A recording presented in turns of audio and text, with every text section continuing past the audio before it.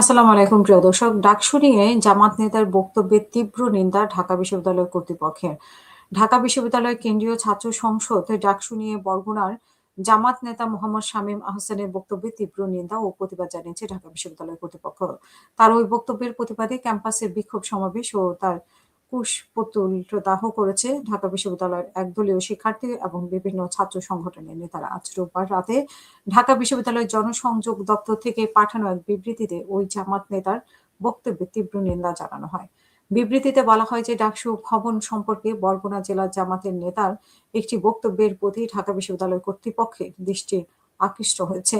বিশ্ববিদ্যালয় কর্তৃপক্ষ এই অশ্লীল, কুরুচিপূর্ণ ও অশালীন ও অর্বাচীন বক্তব্যের তীব্র নিন্দা ও প্রতিবাদ জানিয়েছে। বিবৃতিতে আরো বলা হয়, জামাত নেতার এই বক্তব্য ঢাকা বিশ্ববিদ্যালয়ের ভাবমর্যাদা, সুনাম, ঐতিহ্য, সম্মানকে চরমভাবে ক্ষুণ্ণ করেছে।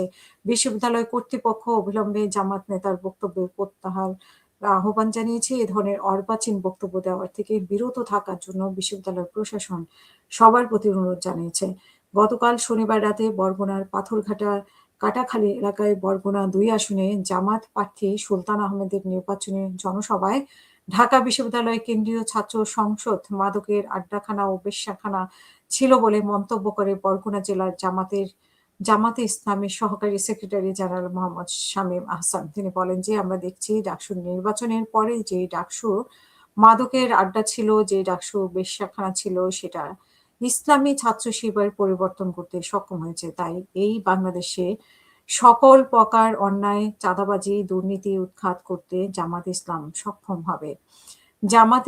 জামাতের নেতার এই বক্তব্যের প্রতিবাদে আজ রাত ৯টার দিকে, মানে রোববার রাত ৯টায় ঢাকা বিশ্ববিদ্যালয়ের রাজু ভাস্কর্যের সামনে বিক্ষোভ সমাবেশ করেন শিক্ষার্থীরা। সেখানে ডাকসুর গবেষণা ও প্রকাশনা সম্পাদক সানজিদা আহমেদ তনি বলেন যে, ঢাকা বিশ্ববিদ্যালয়ের মেয়েরা এখানে অনেক সংগ্রাম করে আসে। তারা যখন নারীদের বিরুদ্ধে কোনো মন্তব্য করে, তখন আসলে তারা নারীদের সেই অধিকারকে ছোট করে। নারীদের বিরুদ্ধে সহিংসতা তারা সহজলভ্য করে দেয় এই বক্তব্যের মাধ্যমে। আমরা এর বিরুদ্ধে প্রতিবাদ জানাতে এসেছি। আমরা এই কুশপুত্তলিকা দাহের মাধ্যমে তাদের এই চিন্তাধারাকে পুড়িয়ে দিতে চাই, যেই চিন্তাধারা আমাদেরকে বড় হতে দেবে না, আমাদেরকে ছোট করবে। সমাবেশে জগন্নাথ হল ছাত্র সংসদের সভাপতি পল্লব বর্মন বলেন যে, ডাকসুর নেতৃবৃন্দ এবং জামাতের কর্মীদের আমি স্পষ্ট একটা হুঁশিয়ারি দিতে চাই যে, ঢাকা বিশ্ববিদ্যালয়ের নারী শিক্ষার্থীদের নিয়ে কুরুচিপূর্ণ মন্তব্য করার আগে ভেবে দেখবেন ঢাকা বিশ্ববিদ্যালয় একটা রাষ্ট্রে জন্ম দিয়েছে।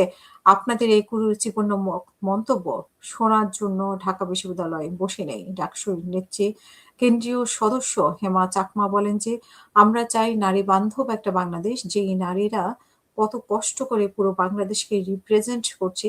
এই দেশের যে গার্মেন্টস কর্মীরা আছেন, তারা বেশিরভাগই নারী।